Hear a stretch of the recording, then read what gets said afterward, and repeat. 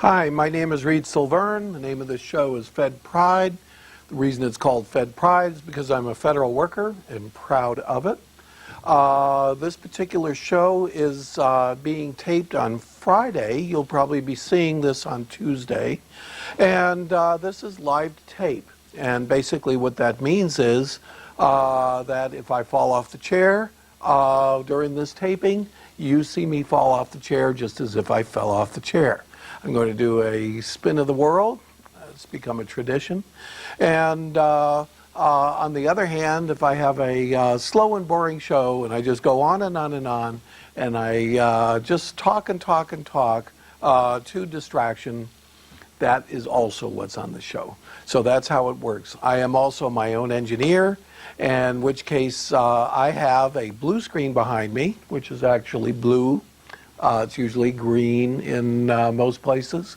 And consequently, what's on the computer is also right behind me, and therefore I can control what's on the computer. In a lot of places, there's a whole team of people in a control room changing cameras, and the only cameras that can be changed are me, in which case I can disappear myself or recreate myself. And basically, I can control whatever's on the computer because I have a mouse right in front of me, and I can switch from place to place and from thing to thing. Consequently, if I want to talk about America, which I'm going to talk about today, there it is. Now, there are a couple things happened today. A million things have happened, and unfortunately, I worked and worked until I had to come over here. And then I got a couple newspapers, and so I haven't had a lot of articles and things like that prepared in advance. Probably the most, well, not the most interesting, but an interesting thing that happened today is that today, being Friday, by Tuesday this will be old news, at least I hope so. It came out that Al Gore, of all people, won the Nobel Peace Prize. Actually, he shared it with a panel of 2,000 scientists on the issue of global warming. Where do I stand on this? All the more power to him. Every time an American wins the Nobel Peace Prize, it appears to the world that there are Americans out there that are for peace, even though Al Gore won this not for a wonderful initiative, stopping a war or negotiating a peace, or even coming up with a new theory of international relations. He won it basically for being against global warming, trying to stop it for many, many, many years. Should he have gotten the Nobel Climate Prize? Maybe if they had one, but they don't. They do have prizes in various scientific endeavors, economics and so on and so forth, and he probably doesn't qualify over there. But he did come out with a movie against global warming, which I have to admit I haven't seen, and I should have. He's come out with a book on global warming. However, apparently he has been in this game for many, many years. Back when he was vice president and Clinton was president, early in the presidency, don't quote me on the exact year because I don't have the article in front of me, but there was a Kyoto Accord, which was basically an international accord to address the issue of global warming, come to an agreement on it. And basically the agreement was, this was in the 90s, within so many years to reduce greenhouse gas emissions to a level that was common years before. And ultimately, in 10 years after that, in the mid, I believe, 2010s, to actually reduce emissions of greenhouse gases. What's this whole thing about global warming? Well, the whole thing about global warming, and I'm going to come over here, notice that we don't have the polar ice cap visible, but we do show the ice cap over Greenland. Let's take a look and see what Global Earth has to say about Antarctica. It does show ice over Antarctica, which is good news. But in fact, the ice is melting. There's actually Russia and Canada, Denmark, which controls Greenland. It's actually making claims for oil rights and so on and so forth in the Arctic, areas of the Arctic that were virtually not accessible before. And they're even trying to open up the famed and an idea for which many of the explorers in the 1500s and 1600s had died, including Henry Hudson. Hudson's Bay here is named after, which is the Northwest Passage. And in fact, the ice is melting so far back that during the summer, a ship can actually go into the Arctic and pass through Baffin and over here and go to Alaska. And Canada is even planning to put a base here on Baffin Island. So a lot is going on as far as global warming is concerned, and it appears to be happening. The glaciers are melting. I went on a visit to Alaska. We went to a glacier over here. In fact, I'm going to expand it a little bit so we can see where it is. It's another great thing about being your own engineer. We went to the Seward Peninsula, and over here, the Kenai Peninsula over here, and over here is a little town of Seward. Anchorage, I believe, is in here somewhere. And there you can actually visit a little national park that has this glacier in it, and you can actually walk up to the glacier. And in fact, you have to walk about a mile past the little clubhouse or the little building over there where they have all of the usual stuff that you see in a national monument, including bathrooms and books and so on and so forth. And its back window used to be facing the glacier. Now you can't see a glacier there at all. You have to take a walk for about a mile. And in fact, they have little signs that says the glacier was this far in 1956 and this far in 1964 and so on and so forth. It's just going back and back and back and back. And I've also been on a cruise, and I'm happy to say it, down here. And we visited another glacier that came right up to the sea, and also Juneau has a little glacier next to it. And there's a little national monument there.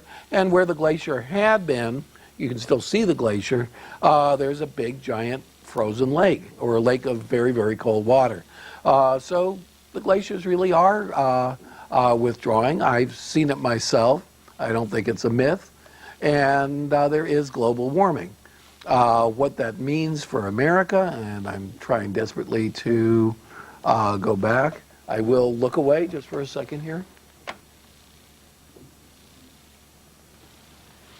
And here the world is getting small again.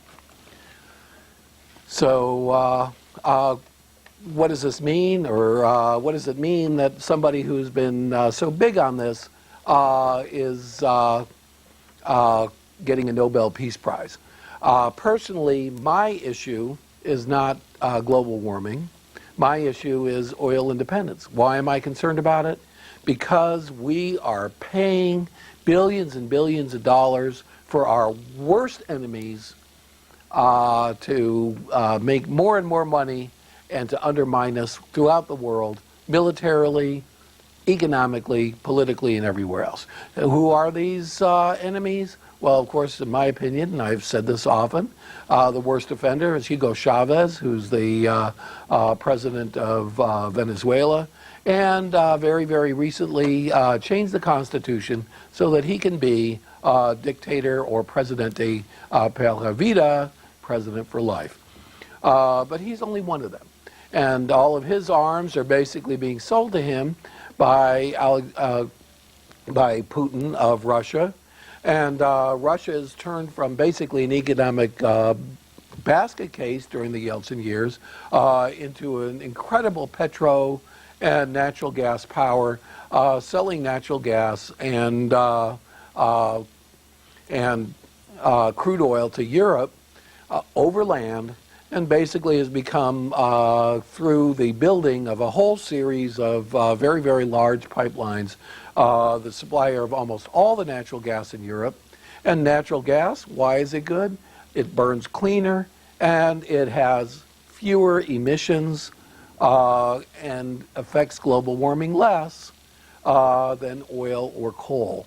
So we here in America are importing like it's going out of style. That is undermining our national security, in my opinion.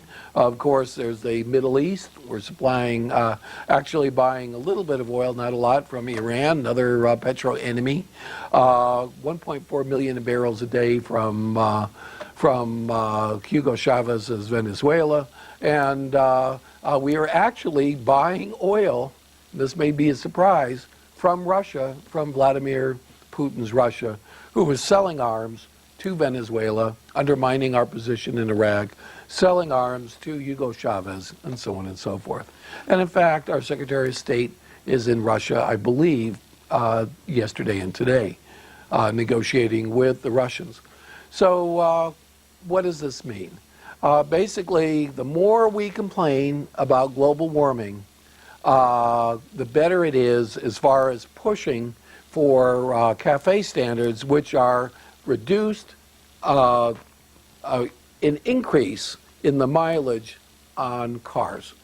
Almost all imported oil is used either for cars or for diesel oil for trucks and some trains.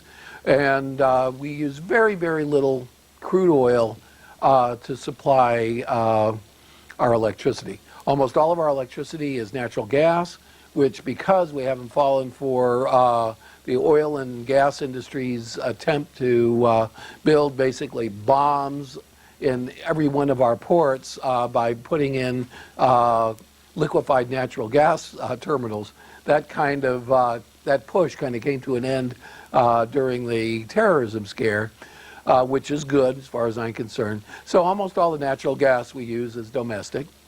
And on top of that, we have an unbelievable amount of coal.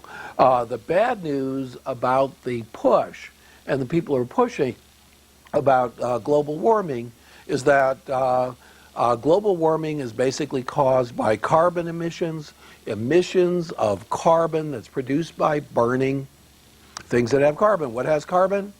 Wood, oil, natural gas, and coal. And coal is probably the dirtiest of the bunch. However, there are some technologies that are coming out now where they can take the carbon that comes from coal and basically inject it back down into the mines. And there's a few sample new coal-fired plants that use that. But basically, coal is a coal-fired electricity is a dirty way to get electricity. However, it's completely domestic. So as far as I'm concerned, coal is very, very good for our oil independence and for our national security, where imported oil is very, very bad. And so I'm for coal that creates global warming and against imported oil. So as far as the people pushing the whole global warming thing, as long as that causes us to reduce our imports of oil, as long as that causes us to switch our cars to hybrids and to plug-in hybrids, in which case we get to use electricity, domestically produced electricity, instead of imported oil and gas for transportation, that's good for America. And good for our national security. As much as those particular folks are helping us by causing us to have more efficient cars, by causing us to develop ethanol, by causing us to develop biomass and all these other alternate fuels, wind power and so on and so forth, they're helping our national security. But in the fact that it's also the same people are fighting tooth and nail against coal-fired electricity plants, it's bad for our national security, because we have as much coal in reserve as the entire Middle East has oil in reserve. We have the equivalent of over 1 trillion barrels of oil in coal deposits. So there's a plus side, there's a minus side. My particular issue is oil independence. It's reducing our trade deficit, and it's stopping, and I mean stopping, importing any oil from Hugo Chavez or from Ahmadinejad's Iran or from Putin's Russia then I'm happy with that. However, if the push to reduce carbon emissions and get a handle on global warming hurts our ability to supply ourselves electricity through exclusively domestic sources, then I have a problem with that. So basically, all in all, it's a good thing. It's a good way to propagandize against the oil import industry that is undermining our country, that is hurting our national security, that is causing us to be less secure, that is causing us to be dependent on vicious enemies for our economy. Great. Use global warming as an excuse to increase mileage, to substitute ethanol, to substitute wind power, and so on and so forth. That is great. To attack the oil import industry, whose people are undermining our national security and making very, very few bones about it. In that case, all the more power to us. If it's going to stop us from continuing to be independent, energy independent in electricity, which we are virtually right now, very, very little oil is used to generate electricity. It's coal-fired plants, even here in Arizona, there's a giant coal-fired plant in the Navajo Reservation. There's lots and lots and lots of coal, entire mountains of coal. And of course we have the largest nuclear facility, and nuclear is both domestic and doesn't put out any carbon emissions at all. Doesn't, you know, it's actually very, very good for global warming. But on the other hand, it's a big giant target and can make us less secure. So the nuclear industry, that's a toss, but it does help us become more independent of guys like Hugo Chavez and Putin and the mullahs in Iran. So we need to become independent of them as far as I'm concerned, and there you are. So Al Gore, as long as you're pushing for higher mileage, as long as you're pushing for hybrid cars, I'm all for you. If you're pushing to stop us from using coal, I'm all against you. So that's basically where I'm at. Because I am so otherwise unprepared today, I stopped and I had lunch at one of my favorite Mexican restaurants, and there they had Spanish newspapers. Prensa Hispana, La Voz de Tucson, Spanish papers that are free. You just pick them up and you take them, and they have the news in Spanish. Now, I've been reading these for quite a while. I have a funny situation that I can, of course, speak and read English. I can speak and read French. I can speak German, but I can only read the simplest tabloid newspaper because written German is very complex, and there's a lot of words that they don't use just in everyday conversation. And I can read Spanish, but I have to admit I am not fluent in speaking Spanish. So I'm interested in going in there and saying, what are they concerned about? And what's going on in the local Spanish paper? Now, look, our local Spanish papers right here are, I have to admit, a little bit left to center, and probably not the center of opinion for the entire Latin-speaking world. I really don't know. I do occasionally. I'll read La Opinión, which comes out California, kind of standard Spanish newspaper. But it seems that the local Spanish newspapers are very, very concerned about the situation with they call them indocumentados, the undocumented aliens. And there's a big story over here. Now, the big story and all of the, and I have to admit, the editorial sections in the two papers that I looked at, their big issue is in January, enero, as they call it, enero, we have passed a law right here in Arizona. I'm going to put Arizona over my shoulder over here, right here, there's Phoenix. And there is a law that basically sanctions employers of illegal aliens. The employers have to make a good faith attempt to try to determine that a worker or somebody that they hire is really either an American citizen or holds a green card and has a right to be here. During the whole thing about a year or two ago, when there were demonstrations and they passed a law basically criminalizing illegal aliens. Right now, going into our country, even though it's illegal, it's still a civil penalty. Now, it's a civil penalty that can get you deported, but it's still a civil penalty. So all the people who think that we're going to, even though we do detain illegals and we put them in jail awaiting deportation, that it's some kind of a felony and that there's 20 million felons running around. Not really true. Civil penalty. And they tried to change that a couple of years ago. It passed the House, which was under Republican control at the time. I believe it was 2005. And didn't pass the Senate. And I said at the time that I really felt that all this hostility toward the undocumented and all this stuff was misplaced. And I felt that the only solution that there could be is to get after the people that employ them. That if there's a demand for foreign workers and if that demand is tolerated and employers can just hire foreign workers at any low price that they want, any low wage that they want, people are going to come over. And in that case, we need to have a special deal for Mexican immigrants. There's a demand for 500,000 people.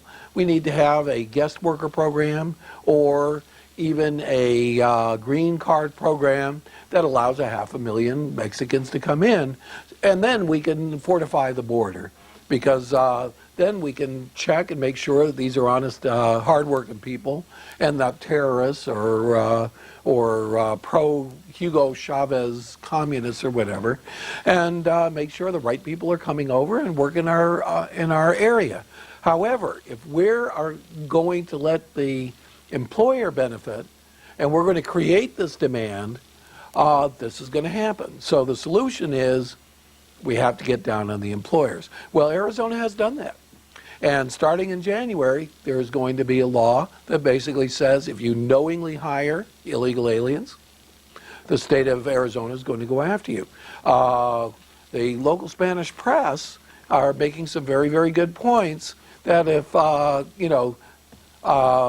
Latinos come in every color, come in every type, some look like Mencia or George Lopez on TV.